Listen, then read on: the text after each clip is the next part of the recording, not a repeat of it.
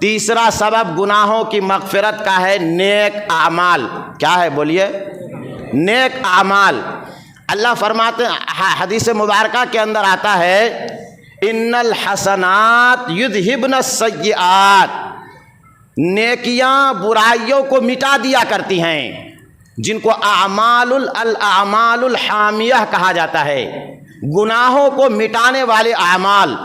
اس لیے اس ماہ مبارک کے اندر ہمیں خاص طور پر نیکیوں کا اہتمام کرنا چاہیے، جس قدر بھی نیکی ہو سکے. نوافل کا اہتمام، ذکر و اذکار کا اہتمام، تلاوت کا اہتمام، فرائض تو چھوٹنے ہی نہ پائے. یہ رمضان المبارک کا چوتھا جمعہ ہے اور اگلا والا جو جمعہ آئے گا وہ رمضان المبارک کا آخری جمعہ ہوگا. آج سے ہم تہہ دل سے ارادہ کریں کہ آج سے لے کر اگلے جمعہ تک کوئی فرض نماز بغیر جماعت کے ہم نہیں چھوڑیں گے. جب آپ ارادہ کریں گے اور اس کے مطابق اپنے آپ پر عمل کی کوشش کریں گے تو اللہ تبارک و تعالیٰ پھر ہماری نصرت اور مدد فرمائیں گے. پھر ان نیک اعمال کے صدقے سے اللہ ہمارے گناہوں کو مٹا دیں گے. میں مختصر کر کے بتاتا جا رہا ہوں.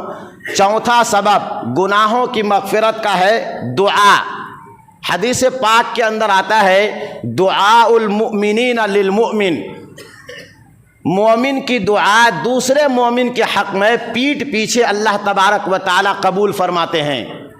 جب ایک مومن بندہ دوسرے مومن بندہ کے لیے اس کے پیٹھ پیچھے اس کے لیے دعا کرتا ہے تو اللہ تبارک و تعالیٰ دوسرے مومن بھائی کی اور اس دعا کرنے والے مومن بھائی دونوں کے گناہ کو اللہ تبارک و تعالیٰ معاف فرما دیتے ہیں. یہی وجہ ہے آپ نے سنا ہوگا کسی جنازے کے اندر اگر 40 افراد شرکت کر لیں جو مومن ہوں، موحد ہوں، اللہ کا ایک ماننے والا ہو، نماز کا طریقہ جانتا ہو، دیندار ہو، ایسے 40 آدمی اگر کسی کی جنازے کے اندر شرکت کر لیں اور یہ 40 آدمی مل کر کے میت کے لیے دعائے مغفرت کرے تو اللہ تبارک و تعالیٰ ان مومن کی دعا میت کے حق میں قبول فرما لیتے ہیں. تو معلوم یہ ہوا کہ ایک مسلمان بھائی کی دعا دوسرے مسلمان بھائی کے حق میں قبول بھی ہوتی ہے اور اللہ تبارک و تعالیٰ اس دعا کے صدقے میں دونوں کے گناہ کو معاف بھی فرماتے ہیں. اس لیے ہمیں تمام بھائیوں کے حق میں خود بھی دعا کرنی چاہیے اور دوسرے سے دعا کی تلقین بھی کرنی چاہیے انشاءاللہ. پانچواں عمل جس کے صدقے میں اللہ تبارک و تعالیٰ گناہوں کو معاف فرماتے ہیں وہ ہے صدقہ جاریہ. کیا ہے؟ صدقہ جاریہ. مسجد بنا دی، مدرسہ بنا دیا، کسی غریب یتیم کو پڑھا دیا، کہیں پر ٹیوب ویل کی ضرورت تھی، غریب طبقہ کے لوگ رہتے تھے، پانی کا انتظام کر دیا. یہ جو کام ہے ان کو صدقہ جاریہ کہا جاتا ہے. جب تک ان چیزوں کا فائدہ امت کو پہنچتا رہے گا انسان کی نیکی لکھی جاتی رہے گی اور اس کے گناہ ختم ہوتے جاتے رہیں گے. میں اس کی ایک مثال دے رہا ہوں. فضائل صدقات میں شیخ زکریہ رحمۃ اللہ علیہ نے ایک واقعہ لکھا ہے. کہتے ہیں کہ ایک بزرگ کا ایک قبرستان سے گزر ہوا تو دیکھتے کیا ہیں کہ تمام قبرستان کے مردے اٹھ کر کے ایک طرف کو جا رہے ہیں اور وہاں کوئی چیز پڑی ہے اور وہ آپس میں تقسیم کر رہے ہیں. لیکن اسی قبرستان کے اندر ایک بوڑھا بزرگ ہے جو اپنی قبر کے اندر آرام سے لیٹا ہوا ہے. وہ ان تمام مردوں کے ساتھ نہیں جاتا. ان بزرگ نے اس سے پوچھا کہ یہ لوگ وہاں کیوں جا رہے ہیں؟ کہا کہ ہم تو دنیا چھوڑ کر کے آ گئے، اب ہماری نیکیوں کا سلسلہ ختم ہو گیا ہے. اب جب کوئی اس قبرستان کے قریب سے گزرتا ہے اور وہ کچھ پڑھ کر کے مردوں کے لیے ایصال ثواب کرتا ہے تو یہ سارے مردے وہاں دوڑ کر کے اپنے اپنے حصے کا ثواب لینے کے لیے جاتے ہیں. ان بزرگ نے پوچھا تو کیا آپ کو اس کی ضرورت نہیں؟ تو ان بزرگ نے کہا کہ ہمیں اس لیے اس کی ضرورت نہیں ہے کہ ہم نے اپنے پیچھے ایک حافظ قرآن بیٹے کو چھوڑا ہے. میرا وہ بچہ روزانہ ایک قرآن کریم پڑھ کر کے میرے لیے ایصال ثواب کرتا ہے، اس لیے مجھے ان ثواب کے حاصل کرنے کی ضرورت نہیں ہے. یہ بزرگ چلے گئے.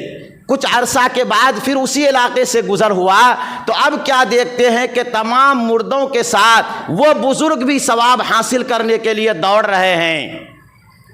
انہوں نے پوچھا کہ اب کیا ہوا؟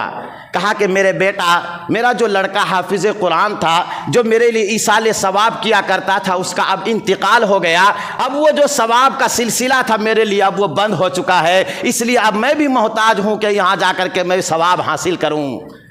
معلوم یہ ہوا کہ ہم اپنی اولاد کو نیک بنائیں، یہ سب سے بڑا صدقہ جاریہ ہے۔ ہماری اولاد ہماری نگاہ کے سامنے رمضان المبارک جیسے معزز اور قابل احترام مہینے کے اندر روزہ چھوڑ کر کے بے نمازی کی زندگی گزارے، ایسی اولاد سے ہم وفا کی امید رکھ سکتے ہیں؟ ہم یہ سمجھتے ہیں کہ ہم نے اپنی اولاد کو پڑھا لکھا کر کے اس کو جو ہے کہ تجارت، اس کو کاروبار دے کر کے، اس کو نوکری دلوا کر کے ہم کامیاب مرد بن گئے ہیں؟ نہیں نہیں میرے بھائیوں، ایسے لوگ کل قیامت کے دن بہت پچھتائیں گے کہ جن کا جوان بیٹا باپ کی موجودگی میں خود عبادت نہیں کرتا، تو بتاؤ باپ کے مرنے کے بعد وہ اپنے باپ کے لیے کیا ایصال ثواب کر سکتا ہے؟ بالکل نہیں کر سکتا۔ میرے بھائیوں، ضرورت ہے اس بات کی کہ ہم اپنی اولاد کو نیک بنانے کی کوشش کریں، یہ ہمارے لیے سب سے بڑا صدقہ جاریہ ہوگا۔ کل میدان محشر کے اندر اور قبر کے اندر ہم ترس رہے ہوں گے کہ اے کاش کوئی سورہ فاتحہ اور سورہ اخلاص پڑھ کر کے ہمارے حق میں ایصال ثواب کرتا۔ ہم نے اپنی اولاد کو چونکہ قرآن نہیں پڑھایا ہوا ہے، ہم نے اپنی اولاد کو دین سے دور رکھا ہوا ہے، ان کو پیسہ کمانے کا طریقہ تو سکھایا ہے لیکن دیندار بننے کا طریقہ نہیں سکھایا۔ وہ اولاد جس کو آج جنازے کی نماز یاد نہیں ہے، بتائیے وہ اولاد کل مرحوم باپ کی قبر پر، مرحوم ماں کی قبر پر ایصال ثواب کیسے کر سکتا ہے؟ جو جوان بیٹا اپنے دادا کو اور اپنے باپ کو بغیر جنازہ پڑھے ہوئے دفن کر رہا ہے، وہ جوان بیٹا کل کو اپنے باپ کے لیے، اپنے مرحوم ماں کے لیے ایصال ثواب کہاں سے کر سکتا ہے؟